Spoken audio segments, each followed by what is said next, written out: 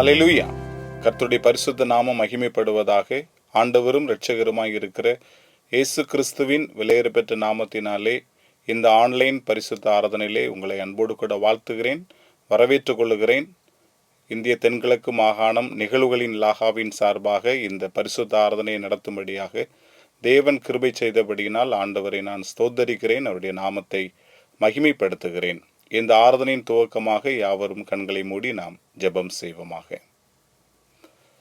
எங்கள் கண்மலை மீட்பருமாய் இருக்கிற பரிசுத்த நிறைந்த நல்ல ஆண்டவரே, நன்றி நிறைந்த உள்ளத்தோடு உடைய நாமத்தை துதிக்கிறோம், மகிமைப்படுத்துகிறோம். கர்த்தர் எங்கள் வாழ்வில் எப்பொழுதும் நல்லவரும் விசேஷித்த நன்மைகளை தருகிறவருமாய் இருக்கிற தயவுக்காக உமக்கு நன்றி செலுத்துகிறோம். கழிந்த 2025 ஆண்டு முழுவதும் நீர் எங்களோடு கூட இருந்தீர். 2026 இந்த புதிய ஆண்டை காணும்படி எங்களுக்கு இரக்கம் செய்த தயவுக்காக ஸ்தோத்திரம். இந்த வருடத்தின் முதலாவது பரிசுத்த ஓய்வு நாளிலே உம்முடைய சமூகத்தை நோக்கி பார்க்கவும் உம்முடைய நாமத்தை மகிமைப்படுத்தவும் நீர் எங்களுக்கு கொடுத்த இந்த தயவுக்காக உமக்கு ஸ்தோத்திரம். இந்த ஆராதனையிலே கர்த்தர் எங்களோடு கூட இடைபடுவீராக, மகிமைப்படுவீராக. பாகம் எடுக்கிற, பாடல் பாடுகிற, உடைய வார்த்தைகளை பகிர்ந்து கொள்ளுகிற உடைய பிள்ளைகள் மேல் உடைய ஆவியின் வல்லமையை ஊற்றி பரிசுத்தாவியின் வல்லமையினால் நீர் அவர்களை நிறைத்து பயன்படுத்த வேண்டும் என்று ஜெபிக்கிறோம். இந்த செய்தியை கேட்கிற ஒவ்வொரு தேவ பிள்ளைகளும் இந்த நிகழ்விலே பங்கெடுத்து உடைய நாமத்தை மகிமைப்படுத்துகிற ஒவ்வொரு பிள்ளைகளையும் கர்த்தர் நீர் அபரிதமாய் ஆசீர்வதிப்பீராக. இந்த வருடம் முழுவதும் அவர்களுக்கு ஆசீர்வாதமும் செழிப்பும் நன்மையும் நிறைந்த வருடமாய் இந்த வருடத்தை கர்த்தர் அமைத்து கொடுக்க வேண்டும் என்று ஜெபிக்கிறோம்.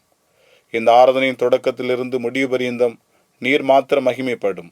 துதிகன மகிமையெல்லாம் உமக்கே செலுத்துகிறோம். இயேசு கிறிஸ்துவின் தூய நாமத்தில் ஜெபிக்கிறோம். அன்பும் இரக்கமும் கிருபையும் நிறைந்த நல்ல பிதாவே, ஆமேன். கர்த்தருடைய பரிசுத்த நாமத்தினாலே உங்கள் யாவருக்கும் புத்தாண்டு நல்வாழ்த்துக்களை தெரிவித்துக் கொள்கிறேன். இந்த புது வருடத்திலே, இந்த முதலாம் பரிசுத்த ஓய்வு நாளிலே, இந்த ஆன்லைன் ஆராதனையிலே நம்முடைய பாடல் புத்தகத்தின் 413வது பாடலை நாம் பாடுவோம். ஸ்தோத்திரம் ஸ்தோத்திரம் ஸ்தோத்திரமே, ஸ்தோத்திரம் ஸ்தோத்திரம் ஸ்தோத்திரமே, துதி மிகும் தேவா ஸ்தோத்திரமே, துதி மிகும் தேவா ஸ்தோத்திரமே. நேத்திரம் போல் கடந்தாண்டிலமை, நேத்திரம் போல் கடந்தாண்டிலமை, காத்தீர் கருணையால் நிதமுண்மை, காத்தீர் கருணையால் நிதமுண்மை. ஸ்தோத்திரம் ஸ்தோத்திரம் ஸ்தோத்திரமே, ஸ்தோத்திரம் ஸ்தோத்திரம் ஸ்தோத்திரமே, துதி மிகும் தேவா ஸ்தோத்திரமே, துதி மிகும் தேவா ஸ்தோத்திரமே. எத்தனை ஆபத்து சோதனைகள், எத்தனை ஆபத்து சோதனைகள், எமக்கு நேரிட்ட பல இடர்கள், எமக்கு நேரிட்ட பல இடர்கள், அத்தனையும் என்னை அணுகாமல், அத்தனையும் எம்மை அணுகாமல், ஆதரித்தீர் பிழை நினையாமல், ஆதரித்தீர் பிழை நினையாமல். ஸ்தோத்திரம் ஸ்தோத்திரம் ஸ்தோத்திரமே, ஸ்தோத்திரம் ஸ்தோத்திரம் ஸ்தோத்திரமே, துதி மிகும் தேவா ஸ்தோத்திரமே, துதி மிகும் தேவா ஸ்தோத்திரமே. இப்போது ஆண்டினில் அடியார்க்கு, இப்போது ஆண்டினில் அடியார்க்கு இகபர நன்மைகள் அனுக்கிரகித்து, இகபர நன்மைகள் அனுக்கிரகித்து, அப்பனை கிருபையின் சேட்டையினுள், அப்பனை கிருபையின் சேட்டையினுள் அற்புதமாயனை தாபரிப்பாய், அற்புதமாயனை தாதரிப்பாய். ஸ்தோத்திரம் ஸ்தோத்திரம் ஸ்தோத்திரமே, ஸ்தோத்திரம் ஸ்தோத்திரம் ஸ்தோத்திரமே, துதி மிகும் தேவா ஸ்தோத்திரமே, துதி மிகும் தேவா ஸ்தோத்திரமே. யாவரும் கண்களை மூடி நாம் ஜெபம் செய்வோமாக. கிறிஸ்துவுக்குள் அருமையான தேவனுடைய பிள்ளைகளே, கர்த்தர் இந்த நாளை நமக்கு ஈவாக தந்திருக்கிறபடியினாலே ஆண்டவருக்கு நாம் நன்றி செலுத்துவோமாக. கடந்த வருடம் முழுவதும் கர்த்தர் நம்மோடு கூட இருந்து நம்மை பாதுகாத்து பலப்படுத்தி இம்மட்டுமாய் நம்மை நடத்தி வந்த எல்லா தயவுகளை எண்ணி ஆண்டவரை நாம் துதிப்போமாக, ஸ்தோத்தரிப்போமாக. இந்த புதிய வருடத்திலே, இந்த முதலாவது வாரத்திலே அவருடைய சமூகத்தில் வந்து நிற்கும்படி, அவரை துதிக்கும்படி, நன்றி செலுத்தும்படியான கிருபைகளை கொடுத்தபடியினாலே ஆண்டவருக்கு நாம் நன்றியையும் துதியும் செலுத்துவோமாக. ஒரு பல்லவியை பாடுவோம். பாடி முடித்த பிற்பாடு நாம் ஜெபிக்கும்படியாக இருக்கிறோம். சென்ற காலம் எல்லாம் ஜெயம் பெற்றிட செய்த ஜெபத்தின் ஆவியை எங்கள் அகத்தில் ஊற்றும் என்று சொல்லி இந்த பல்லவியை நாம் யாவரும் இணைந்து கர்த்தருடைய சமூகத்திற்கு நேராக நாம் பாடுவோமாக.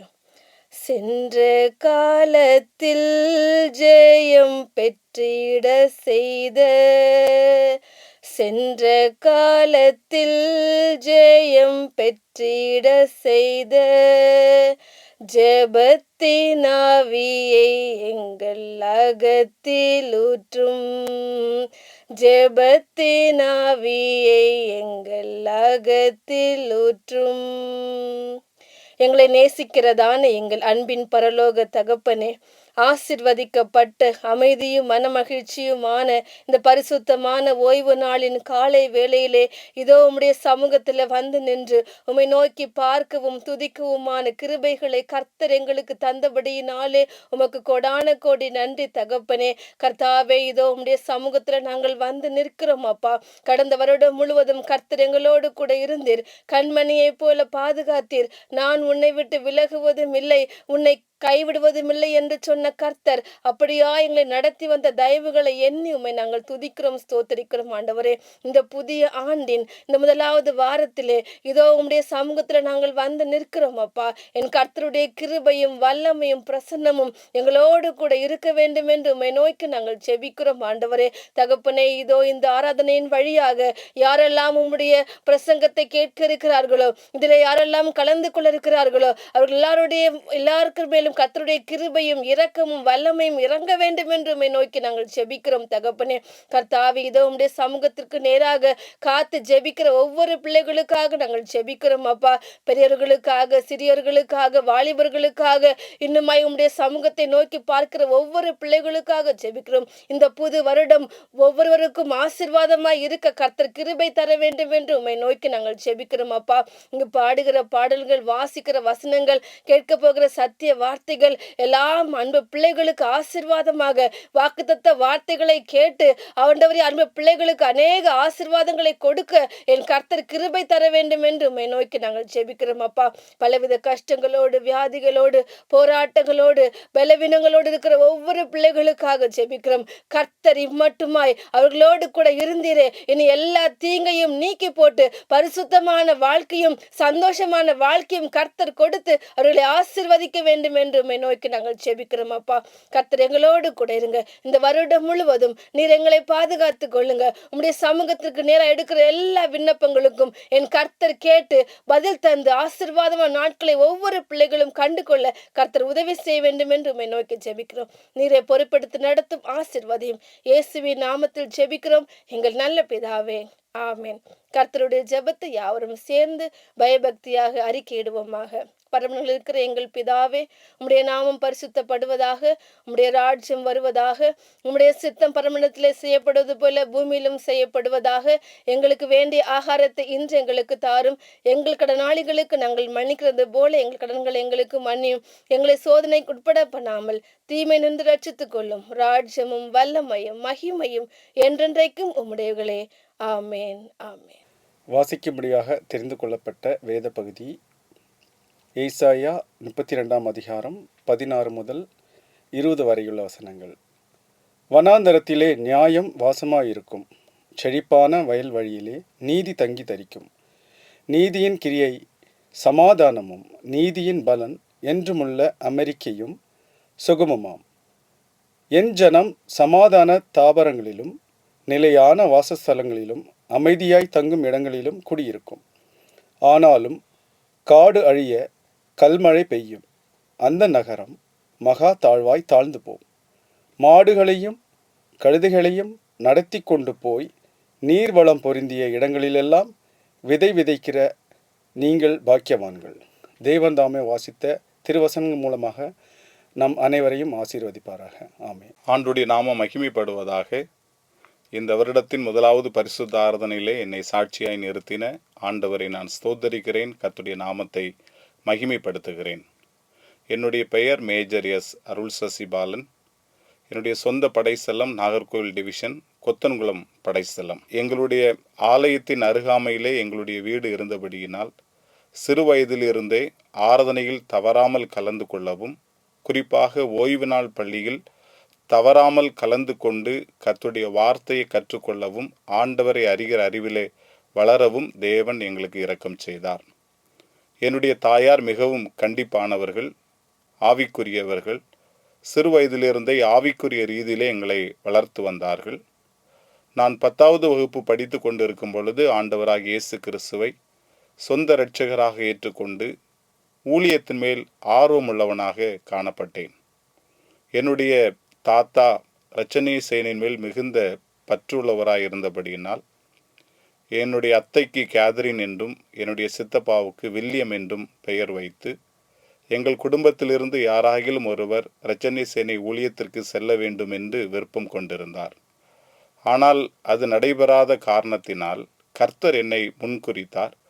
2003ஆம் ஆண்டு நம்முடைய மாகாணத்திலே நாகர்கோவில் வெட்டூனி மடத்திலே ஜெனரல் ஜான் லார்சன் அவர்கள் நம்முடைய மாகாணத்தை சந்தித்த போது நடைபெற்ற அந்த பொது ஆராதனையிலே யாரை நான் அனுப்புவேன், யார் எனது காரியமாய் போவார் என்கிற கர்த்தருடைய வார்த்தை அவர்கள் பிரசங்கித்த போது தேவ ஆவியினால் ஏவப்பட்டு ஆண்டுடைய ஊழியத்திற்காக என்னை முழுமையாக அர்ப்பணித்தேன்.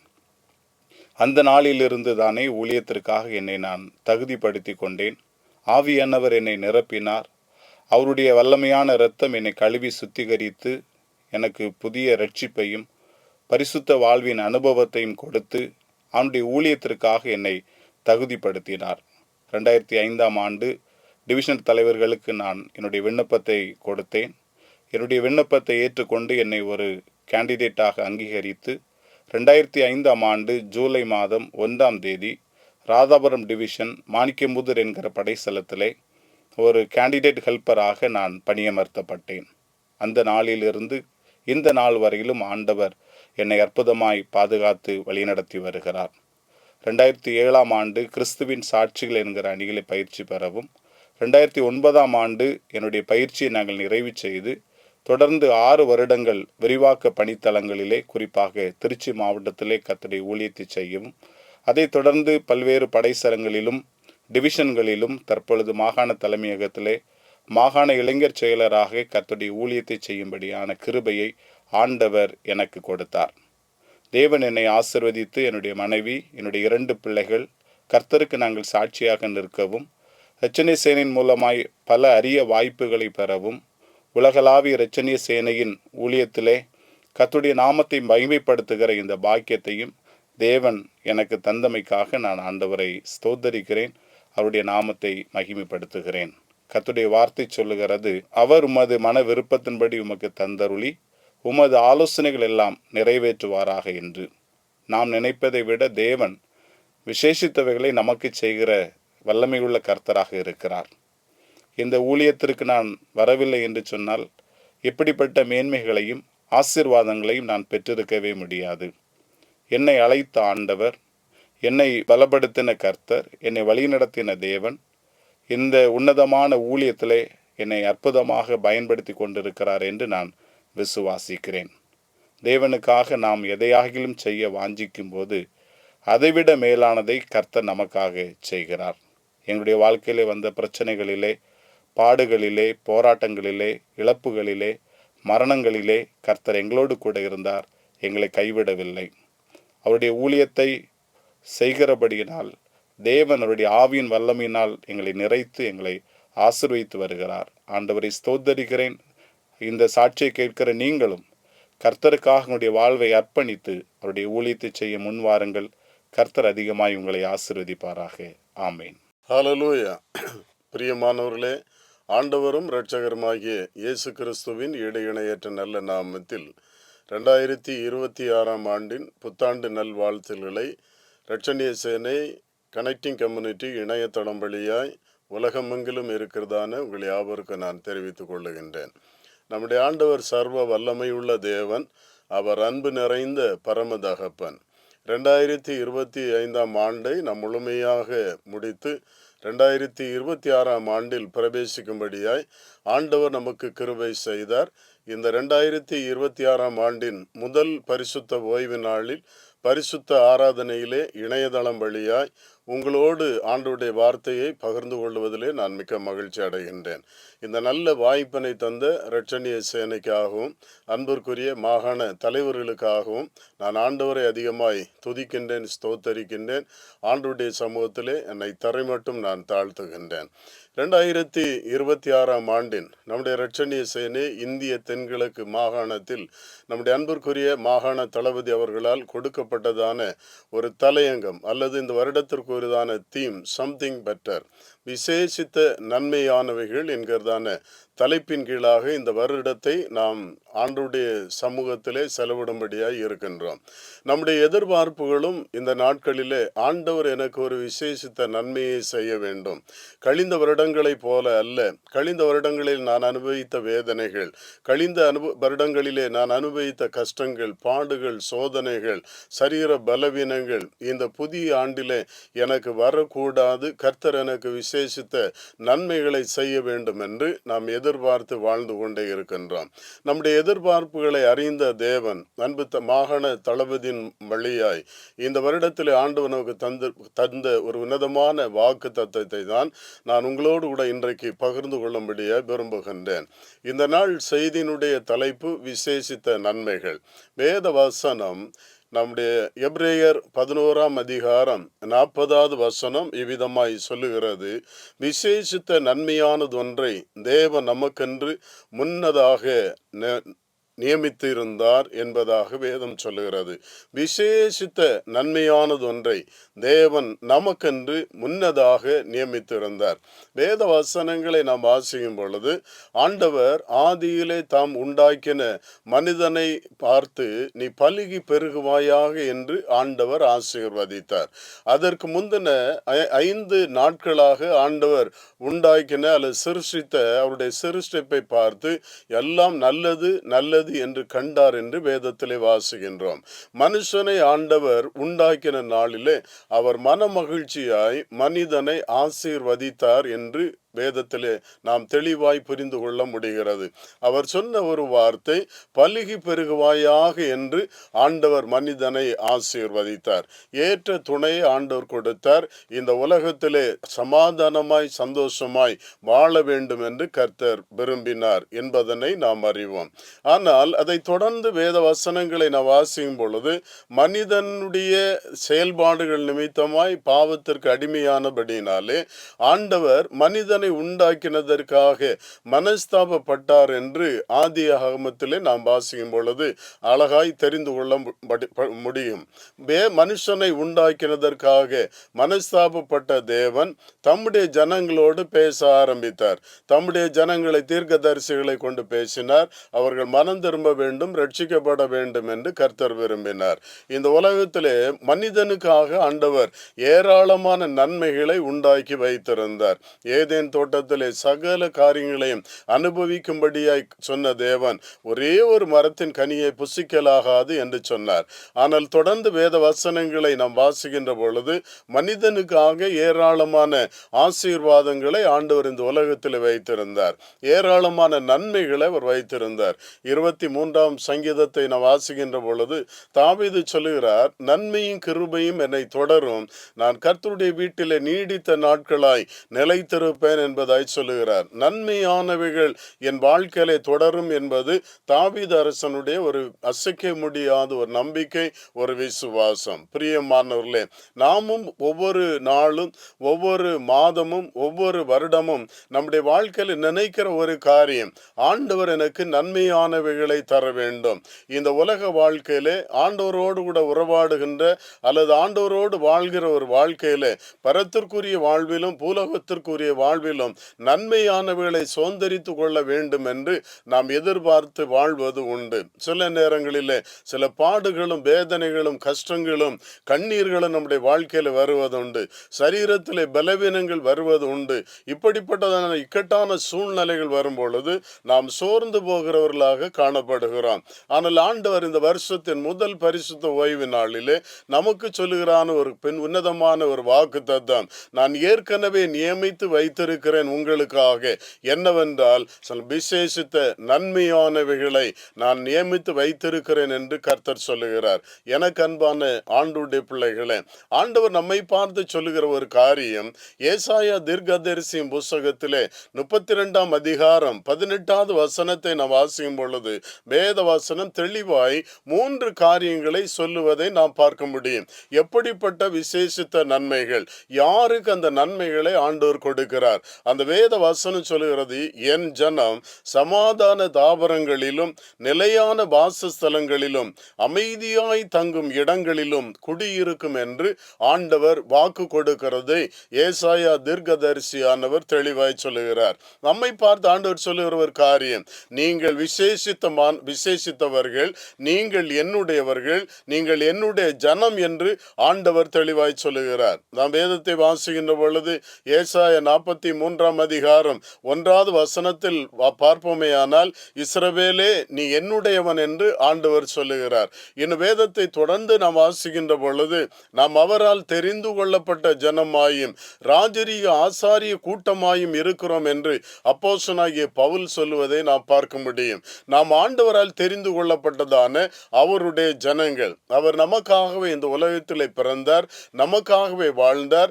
33.5 ஆண்டுகள் வாழ்ந்த காலத்தில் 30 ஆண்டுகள் பெற்றோரோடு ஜீவித்து 3.5 ஆண்டு காலம் பிதாவின் சித்தத்தை நிறைவேற்றும்படியாய் அவர் உலகம் எங்கிலும் சுற்றி திரிந்து நன்மை செய்தார் என்று வேதத்திலே நாம் வாசிக்கின்றோம். எனக்கு பிரியமானவர்களே, அந்த ஆண்டவர் தன்னை முழுமையாக நமக்காக அர்ப்பணித்தார். தன்னுடைய 3.5 வருட ஊழியத்திலே அவர் அற்புதங்களை அடையாளங்களையும் செய்தது மாத்திரமல்ல, மனுக்குலத்தின் பாவத்திற்காக மனிதரின் ரட்சிப்பிற்காக தன்னுடைய ஜீவனை கொடுத்து 3ஆம் நாள் அவர் உயிரோடு எழுந்திருந்து இன்றைக்கும் பிதாவோடு பரிந்து பேசி கொண்டிருக்கின்றார். அவருடைய சரீரத்தின் ஒரு சொட்டு இரத்தம் வரையிலும் இல்லாத அளவில் அவருடைய இரத்தத்தினாலே நம்மை விலைக்கு அவர் கிரயத்திற்கு பெற்றுக்கொண்டார் என்று வேத வசனம் தெளிவாய் சொல்லுகிறது. ஆகையினாலே அவருடைய இரத்தத்தினாலே கழுவப்பட்டு பரிசுத்தமாக்கப்பட்டு பரிசுத்த ஆவியினால் நிரப்பப்பட்டு பரிசுத்த அக்னியினால் அபிஷேகம் பண்ணப்பட்டவர்கள் அவருடைய ஜனங்கள் என்று வேதம் சொல்லுகிறது. அப்படிப்பட்ட ஜனங்களை பார்த்துதான் ஆண்டவர் தெளிவாய் 3 காரியங்களை இந்த வேத வசனத்திலே தெளிவாய் சொல்லுவதை நாம் பார்க்க முடியும். ஒன்று, ஆண்டவர் இந்த 2026ஆம் ஆண்டிலே விசேஷித்த நன்மையாய் நமக்கு வைத்திருக்கிற ஒரு காரியம், அல்லது நாம் குடியிருக்கக்கூடியதான ஒரு காரியம், இந்த வருடம் முழுவதும் வாழப்போகிற ஒரு காரியம் என்னவென்று சொன்னால், முதலாவது வேதம் சொல்லுகிறது, சமாதான தாபரங்களிலே என் ஜனங்கள் குடியிருப்பார்கள் என்று ஆண்டவர் சொல்லுகிறார். சமாதான தாபரங்களிலே என் ஜனங்கள் குடியிருக்கும் என்று ஆண்டவர் சொல்லுகிறார். எனக்கு அன்பானவர்களே, இன்றைக்கு உலகத்தை நாம் பார்க்கும் பொழுது எங்கு பார்த்தாலும் சமாதானம் இல்லாத ஒரு சூழ்நிலை. சமாதானத்தை தேடி மனிதன் பல புண்ணிய ஸ்தலங்களை நாடி ஓடுகிறதை நாம் பார்க்கிறோம். ஆனாலும் அவர்களுக்கு சமாதானம் இல்லை என்று வேதம் தெளிவாய் சொல்கிறது. ஆனால் ஆண்டவராய் இயேசு வாழ்ந்த காலத்திலே தம்மை தேடி தம்மோடு நடந்து இந்த உலகத்திற்கு பயந்து வாழ்ந்து கொண்டிருந்த சீஷர்கள் மத்தியிலே அவர்கள் தங்கி இருந்த அறையின் கதவுகள் எல்லாம் அடைக்கப்பட்டிருந்தது. அவர்கள் பயந்து நடுங்கி கொண்டிருந்தார்கள். அப்படிப்பட்ட அறையிலே அவர்களுக்கு நடுவாக வந்து நின்று இயேசு சொன்னார், உங்களுக்கு சமாதானம் என்பதாக. யோவான் எழுதின சுவிசேஷம் 14ஆம் அதிகாரம் 27வது வசனத்தை வாசிக்கும் பொழுது ஆண்டவராய் இயேசு சொல்லுகிறார், என்னுடைய சமாதானத்தை நான் வைத்து போகிறேன், உலகம் கொடுக்கிற பிரகாரம் அல்ல, என்னுடைய சமாதானத்தை நான் உங்களுக்கு வைத்து போகிறேன், உங்கள் இருதயம் கலங்காமலும் பயப்படாமலும் இருப்பதாக என்று இயேசு சொன்ன வார்த்தையை இந்த வேத வசனத்திலே நாம் பார்க்க முடிகிறது. எனக்கு பிரியமானவர்களே, உலகம் கொடுக்கிற சமாதானத்தை அல்ல. இன்னும் வேதத்தை நாம் வாசிக்கும் பொழுது ஏசாயா தீர்க்கதரிசி புஸ்தகம் 26ஆம் அதிகாரம் 3வது வசனத்தை வாசிப்போம் என்று சொன்னால், உம்மை உறுதியாய் பற்றி கொண்ட மனதை உடையவன் அவன் உம்மையே நம்பி இருக்கிறபடியினால் நீர் அவனை பூரண சமாதானத்துடன் காத்து கொள்வீர் என்று வேதவசனம் சொல்லுவதை நாம் பார்க்கின்றோம். எனக்கு பிரியமானவர்களே, நாம் ஒருவேளை சமாதானத்தை இழந்து வாழலாம், ஒருவேளை குடும்ப சூழ்நிலையினாலே சமாதானத்தை இழந்து நாம் வாழலாம், வேலை செய்கிற இடங்களில் ஏற்படுகிறதான பிரச்சனைகள் நிமித்தமாக சமாதானத்தை இழந்திருக்கலாம், சரீரத்தில் ஏற்பட்ட பலவீனத்தின் நிமித்தமாய் சமாதானத்தை நாம் இழந்திருக்கலாம். ஆனால் ஆண்டவர் சொல்லுகிறார், அவன் நம்முடைய பாவங்கள் எல்லாம் அறிக்கை செய்து விட்டு பரிசுத்தமாய் வாழ்வோம் என்று சொன்னால் அவர்கள் என் ஜனமாய் இருக்கிறார்கள், என் ஜனத்திற்கு நான் சமாதான வாசஸ்தலங்களிலே அவர்கள் குடியிருக்கும்படியாய் செய்வேன் என்று சொல்லுகிறார். இந்த வருடம் முழுவதும் நீங்கள் குடியிருக்க போகிற இடம் சமாதான தாபரங்கள் நிறைந்ததான ஒரு உன்னதமான இடத்திலே ஆண்டவர் உங்களை வாழ வைக்கும்படியாய் நினைத்திருக்கிறார். இப்படிப்பட்டதான விசேஷித்த ஒரு நன்மை ஆண்டவர் உங்களுக்கு இந்த 2026 ஆண்டிலே தந்து உங்களை ஆசீர்வதிப்பார். இரண்டாவதாக இந்த ஏசாயா 32 அதிகாரம் 18வது வசனத்தினுடைய 2வது பகுதியை நாம் வாசிப்போம் என்று சொன்னால், என் ஜனங்கள் நிலையான வாசஸ்தலங்களிலே குடியிருக்கும் என்று ஆண்டவர் சொல்லுகிறார். என் ஜனங்கள் குடியிருக்கிற இடம் நிலையான வாசஸ்தலமாய் இருக்கும். எனக்கு அன்பானவர்களே, இன்றைக்கு அநேகர் அதிகமாய் உழைத்தும் அதிகமாய் வருமானங்களை சேர்த்தும் தங்களுடைய வாழ்க்கையை திட்டமிடாதபடிக்கு வாழ்வதன் மூலமாய் அநேகர் நிலையான வாசஸ்தலம் இல்லாமல் இருப்பதை நாம் பார்க்க முடிகிறது. ஒருவேளை சொந்த வீடு இல்லாமல் இருக்கலாம், சொந்த இடத்தில் வாழ இயலாத ஒரு நிலை இருக்கலாம், தன்னுடைய வாழ்க்கையில பல போராட்டங்களினுடைய வாழ்ந்து கொண்டு இருக்கலாம். நிலையான ஒரு வாசஸ்தலம் ஆண்டவர் சொல்லுகிறார், அவர் நமக்கு ஒரு வீட்டை கட்டுவேன் என்று சொல்லுகிறார். ஒருவேளை யாரெல்லாம் எனக்கு சொந்த வீடு வேண்டும் என்று இந்த 2026 ஆண்டின் இந்த ஆரம்ப நாட்களிலே எதிர்பார்த்து கொண்டு இருக்கிறீர்களோ, ஆண்டவர் உங்களுக்காக தான் சொல்லுகிறார், என் ஜனம் நிலையான வாசஸ்தலத்திலே குடியிருக்கும் என்பதாக. அவருடைய பிள்ளைகளுக்கு அவர் நிலையான ஒரு வாசஸ்தலத்தை கட்டாயம் ஆண்டவர் தந்து அவர்களை ஆசீர்வதிப்பார் என்பதற்கு எவ்விதமான சந்தேகம் இல்லை. எனக்கு பிரியமானவர்களே, வேத வசனத்தை நாம் வாசிக்கின்ற பொழுது ஆண்டவருடைய வேத வசனம் அழகாய் ஒரு காரியத்தை சொல்லுவதை நாம் பார்க்க முடியும். பிரியமானவர்களே, ஆண்டவர் சொல்லுகிறார், நீ வலதுபுறத்திலும் இடதுபுறத்திலும் இடங்கொண்டு பெருகுவாய், உன்னை அவிதமாய் நான் பெருக செய்வேன் என்று ஆண்டவர் ஏசாயா தீர்க்கதரிசி புத்தகம் 54 அதிகாரம் 3வது வசனத்திலே அவர் வாக்கு தத்தம் கொடுக்கிறதை நாம் வேத பகுதியிலே பார்க்க முடிகிறது. ஏசாயா தீர்க்கதரிசி கொண்டு ஆண்டவர் சொல்லுகிறார், என் ஜனமாகிய நீ வலதுபுறத்திலும் இடதுபுறத்திலும் இடங்கொண்டு பெருகுவாய் என்று ஆண்டவர் சொல்லுகிறார். அது மாத்திரமல்லாமல் கர்த்தர் சொல்லுகிற இன்னொரு காரியம் என்னவென்று சொன்னால், உனக்கு இருக்கிற இடத்தை நீ விசாலமாக்கு என்பதாக ஆண்டவர் சொல்லுகிறதை வேதத்திலே நாம் பார்க்க முடியும். எனக்கு அன்பானவர்களே, இந்த 2026 ஆண்டிலே ஆண்டவர் கொடுக்கிற ஒரு உன்னதமான ஒரு காரியம், அவர் சொல்லுகிறார், என் ஜனங்கள் நிலையான வாசஸ்தலங்களிலே குடியிருப்பார்கள் என்பதாக. ஏசாயா 54 அதிகாரம் 2வது வசனத்தை வாசிக்கும் பொழுது, உன் கூடாரத்தின் இடத்தை விசாலமாக்கு என்று ஆண்டவர் சொல்லுகிறார். ஒருவேளை பொருளாதார மேன்மை இல்லாமல் இருக்கலாம், இடவாங்க வசதி இல்லாமல் இருக்கலாம், வீடு கட்ட வசதி இல்லாமல் இருக்கலாம். நான் என்ன செய்வேன், என்னுடைய குடும்பத்தில் ஏராளமான பிரச்சனைகள் இருக்கிறது, நான் இவைகளெல்லாம் எப்படி சமாளிப்பேன், எனக்கு நிலையான ஒரு வாசஸ்தலம் எப்படி உண்டாகும் என்று ஒருவேளை நீங்கள் எதிர்பார்த்து வாழ்ந்து கொண்டிருக்கலாம். ஆண்டவர் சொல்லுகிறார், என் அருமையான மகனே மகளே, நீ என்னுடைய ஜனம், நான் உனக்கு நிலையான வாசஸ்தலத்திலே தங்கும்படியாக நான் செய்வேன் என்று ஆண்டவர் சொல்லுகிறார். ஹல்லேலூயா. ஆண்டவருக்கு பிரியமானவர்களே, இந்த 2026 ஆண்டிலே இப்படிப்பட்டதான ஒரு விசேஷித்த நன்மையை கர்த்தர் உங்களுக்கு தரும்படியாய் விரும்புகிறார்.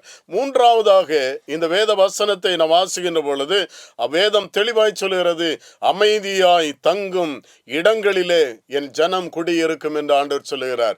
அமைதியான ஒரு இடம். இன்றைக்கு அமைதியை தேடுகிறோம். அமைதி இல்லாதபடிக்கு பிரச்சனைகள், எப்போது பிரச்சனை நம்மை தேடி வரும் என்பதனை நாம் அறியாதவர்களாய் இருக்கின்றோம்.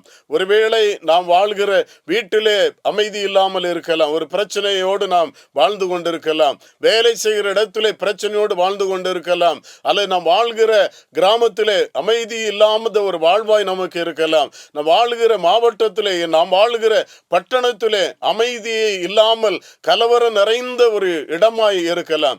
எங்கு பார்த்தாலும் இன்றைக்கு கலவரங்கள். நாம் நம்முடைய தேசத்தை பார்ப்போம் என்று சொன்னால் ஒவ்வொரு நாளும் வித்தியாசமான இடங்களிலே வித்தியாசமான மக்கள் மூலமாய் கலவரங்கள் உண்டாகி ஜனங்கள் அமைதி இழந்தவர்களாய் வாழ்வதை நாம் பார்க்க முடிகிறது.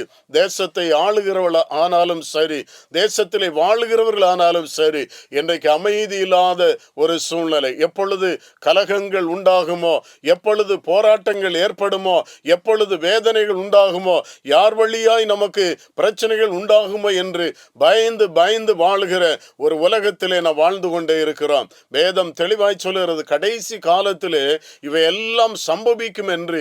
நாம் மத்தேயு சுவிசேஷம் 24ஆம் அதிகாரத்தை வாசிக்கின்ற பொழுது, கடைசி நாட்களில் யுத்தங்களின் செய்திகளையும் கேள்விப்படுவீர்கள், உங்கள் இருதயம் கலங்காது இருப்பதாக.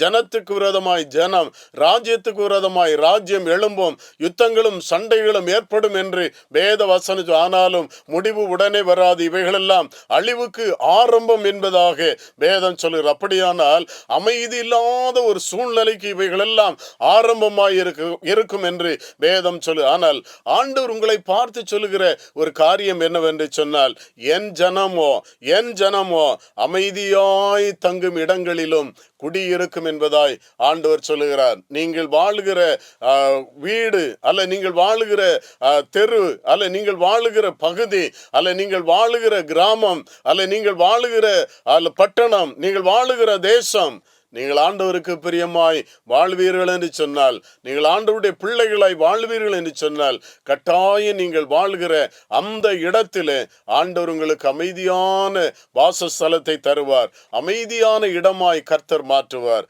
132ஆம் சங்கீதம் 14வது வசனத்தை நான் வாசிக்கின்ற பொழுது வேதம் தெளிவாய் சொல்லுகிறது, இது நான் தங்கும் இடம், நான் இதை தெரிந்து கொண்டேன், நான் இதிலே வாசம் பண்ணுவேன் என்று ஆண்டவர் சொல்லுகிறார்.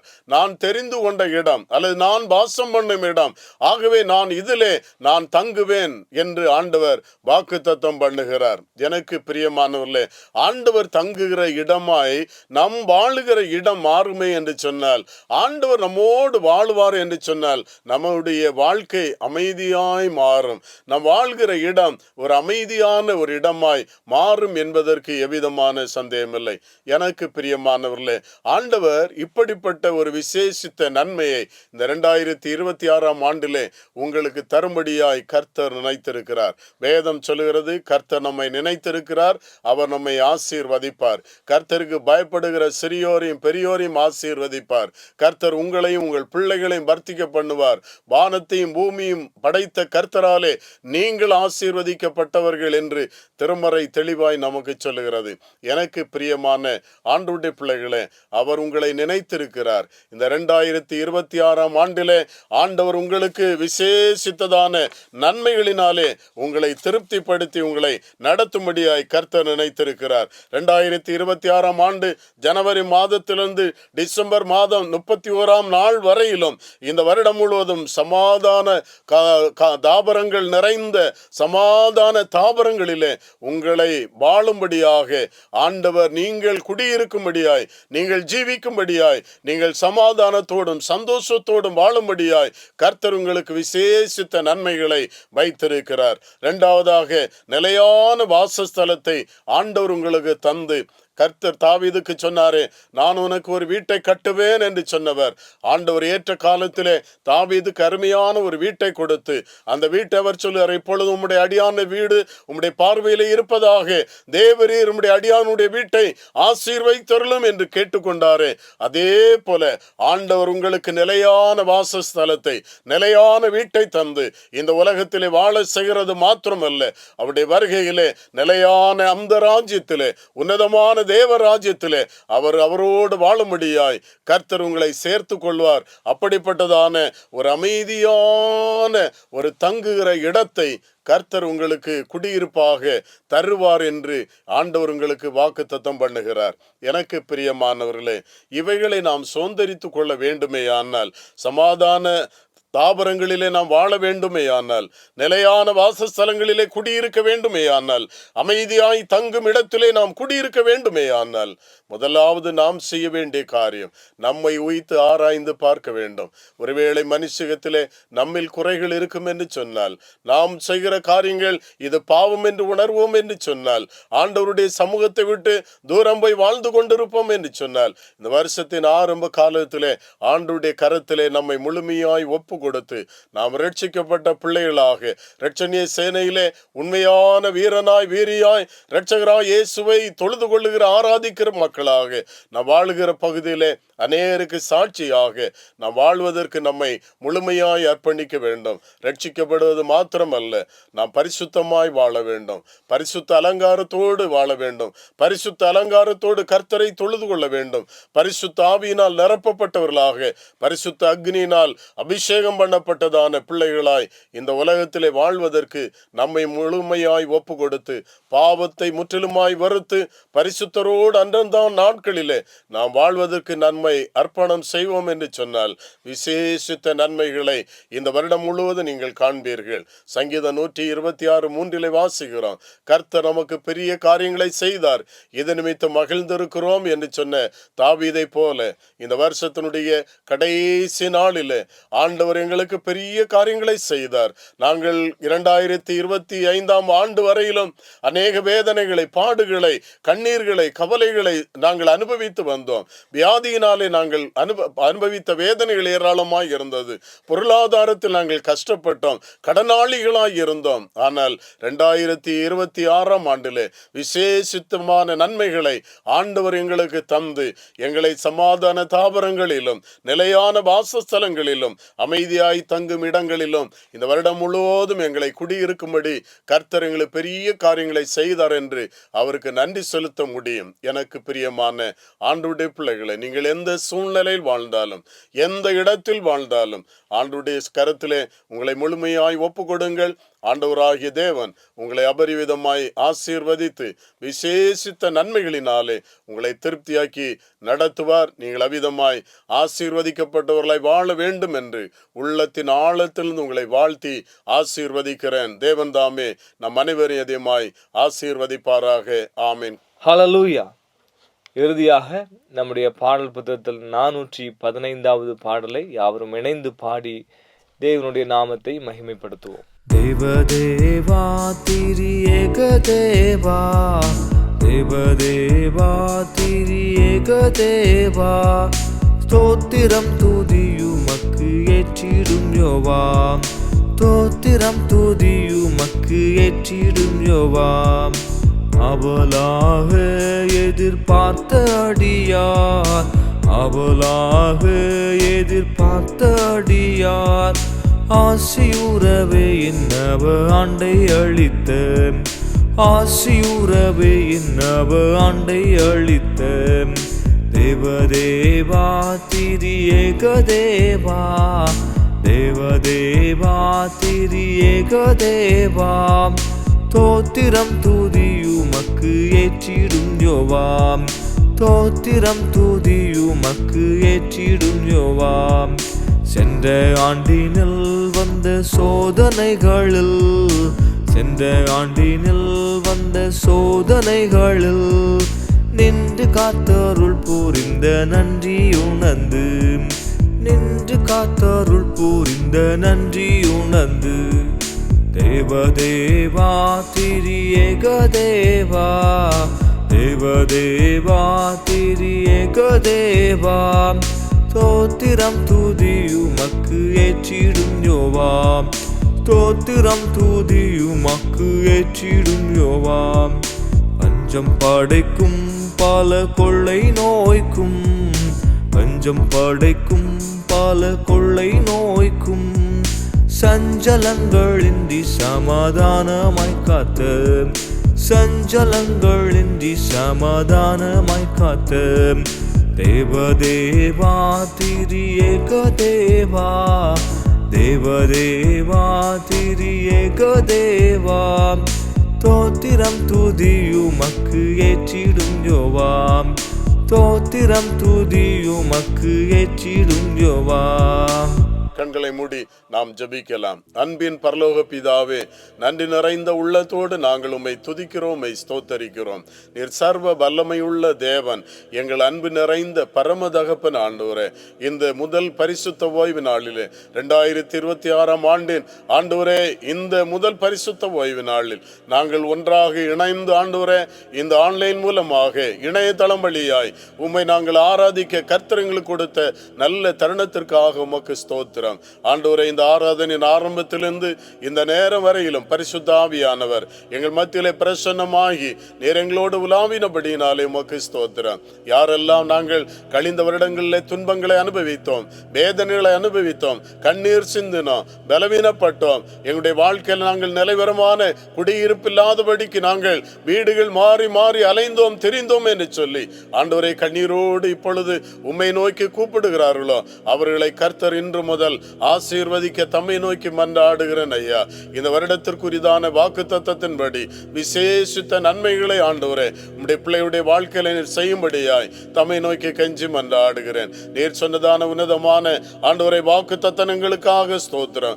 என் ஜனம் சமாதான தாபரங்களிலும் நிலையான வாசஸ்தலங்களிலும் அமைதியாய் இருக்கும் இடங்களிலும் குடியிருக்கும் என்று வாக்கு தத்தம் பண்ணினேரே ஆண்டவரை. இப்படிப்பட்டதான விசேஷித்த நன்மைகளை யாரெல்லாம் எதிர்பார்த்து ஆண்டவரே இவைகளை நான் சொந்தரித்துக் கொள்வதற்கு தடையாய் என்னிடத்தில் ஏதேனும் பாவங்கள் இருக்குமே ஆனால் என்னை மன்னியும், என்னை பரிசுத்தப்படுத்தும் ஆண்டவரே. என் பாவங்களை கழுவி அருளும், என்னை ரட்சித்தருளும், என்னை பரிசுத்தப்படுத்தி பரிசுத்த ஆவியினால் நிரப்பி என்னை பரிசுத்த அக்னியினால் அபிஷேகம் பண்ணி உமது பிள்ளையாய் மாற்றும் ஆண்டவரே. இக்கட்டுகள் எல்லாவற்றிலிருந்தும் ஆண்டவரே எனக்கு விடுதலை தாரும். என்னை, என் குடும்பத்தை, என் பிள்ளைகளை, என் சந்ததியை ஆண்டவரே, நான் வாழுகிற சமூகத்தை, என் தேசத்தை ஆசீர்வதியும் என்று யாரெல்லாம் உம்மை நோக்கி வேண்டுதல் செய்கிறார்களோ அத்தனை நபர்களையும் கர்த்தர் தாமே ஆசீர்வதிக்கும்படியாய் தம்மை நோக்கி கெஞ்சி மன்றாடுகிற சுவாமி. அன்பின் ஆண்டவரே, இந்த நாளிலும் கவலை, கண்ணீர், பிரச்சனை, பாரம், கடன் தொல்லைகள் மத்தியிலே வாழ்ந்து கொண்டிருக்கிற மக்களுக்காக நான் ஜெபிக்கிறேன். ஆண்டவர் எல்லாவற்றிலும் விடுதலை தர வேண்டும் என்று கெஞ்சி மன்றாடுகிறேன். அன்பின் ஆண்டவரை, படிக்கிற பிள்ளைகளுக்காய் விசேஷமாய் ஜெபிக்கிறேன் ஆண்டவரே. பிள்ளைகளை ஆசீர்வதியும். இந்த கல்வி ஆண்டின் இறுதியிலே ஆண்டவரே அரசு தேர்வுகள் எழுத ஆயத்தப்படுகிற பிள்ளைகளுக்காய் பிரத்யேகமாய் ஜெபிக்கிறேன் ஆண்டவரே. பிள்ளைகளுக்கு நல்ல ஞாபக சக்தியை தாரும், நல்ல ஞானத்தை, அறிவை, விவேகமுள்ள ஆவியை, தெளிந்த புத்தியை தாரும் ஆண்டவரே. பிள்ளைகள் கருத்தாய் படித்து ஞானமாய் எழுதி அதிக மதிப்பெண்களை சுதந்திரித்துக் கொள்ள உதவி செய்யும். படித்து வேலைக்காய் காத்திருக்கிற பிள்ளைகளுக்கு வேலை வாய்ப்புகளை தாரும். அரசாங்க தனியார் ஸ்தாபனங்களில் வேலை செய்கிற மக்களுடைய வேலைகளை ஆசீர்வதியும். அவருடைய வேலை செய்கிற இடங்களில் பாதுகாப்பு உண்டாகட்டும். வருமானங்கள் ஆசீர்வதிக்கப்படுவதாக. வீண் செலவுகள் வராதபடிக்கு கர்த்தர் தாமே உம்முடைய பிள்ளைகளை பாதுகாத்துக் கொள்ளும் ஐயா. அன்பின் ஆண்டவரே, திருமண வாழ்வை எதிர்பார்த்திருக்கிற பிள்ளைகளுக்காக ஜெபிக்கிறேன். நல்ல வாழ்க்கைகளை அமைத்து தாரும். தூர இடங்களிலே, அயல் நாடுகளிலே தனிமையாய் குடும்பமாய் வாழ்கிற பிள்ளைகளை கர்த்தர் தாமே சமீபமாய் இருந்து பாதுகாத்துக் கொள்ளும். அன்பின் ஆண்டவரே, கிறிஸ்து பிறப்பின் பண்டிகை நாட்களுக்காக தங்கள் குடும்பங்களிலே நடந்த நல்ல சம்பவங்களுக்காக லேவு நாட்களுக்காய் வந்து வெளிநாடுகளுக்கு மறுபடியுமாய் ஆண்டவரை புறப்பட்டு செல்ல ஆயத்தமாய் இருக்கிற அத்தனை மக்களையும் ஆசீர்வதியும். அவருடைய பிரயாணங்களை ஆசீர்வதிப்பீராக. அன்பின் ஆண்டவரே, உமக்கு ஸ்தோத்திரம். இந்த நாளிலும் பலவீனத்தோடு இருக்கிற மக்களுக்காய் ஜெபிக்கிறேன். யார் யாரெல்லாம் தன்னுடைய பலவீனத்தை நினைத்து வேதனைப்படுகிறார்களோ என் ஆண்டவருடைய வல்லமை உள்ள கரம் உடைய பிள்ளைகளை தொடுவதாக. கல்வாரி சிலுவையில் சிந்தின இயேசுவின் இரத்தத்தின் வல்லமை உம்முடைய பிள்ளைகளுடைய சரீரங்களிலே, இரத்த நாளங்களிலும் தசைகளிலும் எலும்புகளிலும் இறங்கி வருவதாக. பலவீனங்களை மாற்றி போடும் ஆண்டவரே. கர்ப்பஸ்ரீகளை ஆசீர்வதித்து ஏற்ற காலத்திலே சுக பிரசவங்களை கொடுத்து பிள்ளைகளை ஆசீர்வதியும். குழந்தை பாக்கியங்களை எதிர்பார்த்திருக்கிற பிள்ளைகளை கடாட்சி தருள வேண்டும் என்று கெஞ்சி மன்றாடுகிறேன். அன்பின் ஆண்டவரே, இந்த இணையதள ஊழியத்திற்காக உமக்கு ஸ்தோத்திரம். உடைய ரட்சணிய சேனை கனெக்டிங் கம்யூனிட்டி இந்த இணையதள ஊழியத்தை கர்த்தர் ஆசீர்வதியும். இதை பொறுப்பேற்று நடத்துகிற மகனையும் ஆண்டவரை நீர் ஆசீர்வதிக்க தம்மை நோக்கி மன்றாடுகிறேன். மன்றாடுகிறேன். இந்த நல்ல வாய்ப்பினை உருவாக்கி தந்த உடைய அருமையான இந்திய தென்கிழக்கு மாகாண தளபதிக்காக அவருடைய குடும்பத்திற்காக ஜெபிக்கிறேன். ஆண்டவரே, நீர் ஆசீர்வதியும், எங்கள் மாகாணத்தை ஆசீர்வதிப்பீராக. உடைய மாகாணம் முழுவதும் நடைபெறுகின்ற ஊழியங்களை ஆண்டவரை, இந்த வருடத்திலே செய்ய இருக்கின்ற ஊழியங்களை கர்த்தர் அபரிவிதமாய் ஆசீர்வதிப்பீராக. தேசம் முழுவதில் வாழுகிறதான பிற தேசங்கள் வாழுகிற அத்தனை மக்களை, உலக நாடுகள் முழுவதிலும் வாழுகிற ஜனங்களை நீர் ஆசீர்வதியும். ஏனைய திருச்சபைகளையும் ஊழியங்களையும் ஆண்டவரை ஊழியம் செய்கிற மக்களையும் கர்த்தர் ஆசீர்வதியும். ஆண்டவரை, யாரெல்லாம் என்னென்ன ஆசீர்வாதங்களை எதிர்பார்த்து இந்த வாரத்திலே உம்மை நோக்கி கூப்பிடுகிறார்களோ அவருடைய தேவைகளை சந்தியும், ஆசீர்வாதங்களை கட்டளையிடும், வாக்குத்தத்தங்களை நிறைவேற்றும். ஒரு நாளும் ஒரு இமைப்பொழுதும் சத்துருவின் கையில் மாத்திரம் ஒப்புக்கூடாதிரும், நிறைய கரம் பிடித்து நடத்தும். அப்படியே செய்யப்போற தயவுக்காய் நன்றி. எங்கள் ஜெபங்களை கேட்டபடினாலே உமக்கு ஸ்தோத்திரம். இயேசு கிறிஸ்துவின் மாறாத நாமத்தில் இவைகள் அனைத்தையும் தாழ்மையோடு ஜெபிக்கிறேன் நல்ல பிதாவே, ஆமேன். நம்முடைய கர்த்தராகிய இயேசு கிறிஸ்துவின் கிருபையும் பிதாவாகிய தேவனுடைய அன்பும் பரிசுத்த ஆவியானுடைய மனோகர ஐக்கியமும் சிநேகமும் பாதுகாவலும் என்றும் என்றும் சதா காலங்களிலும் அனைவரோடும் இந்த வருடம் முழுவதிலும் தங்கியிருப்பதாக. ஆமேன்.